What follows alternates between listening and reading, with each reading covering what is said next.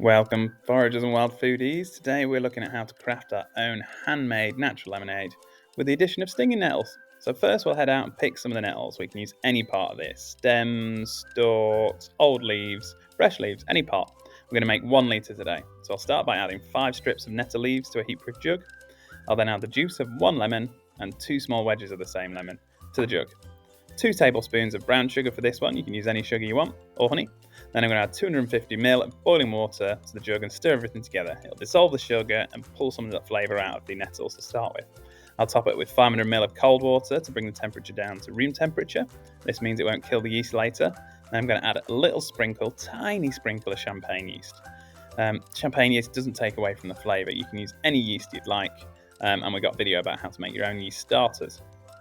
Now I'm going to pour all of this into a 1 litre plastic bottle, top it with a little bit of water, but I want a little space at the top for air. Give it a really good shake to get the party going.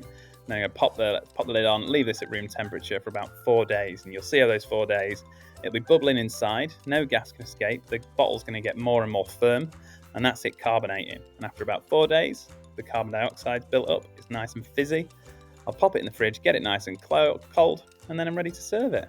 You'll notice I'm using plastic bottles. This is so it doesn't explode in glass bottles. Plastic is always the way to go when fermenting. That's it. Yeah, I'll chill it down and enjoy it. And that's it. Natural nettle soda. Happy foraging.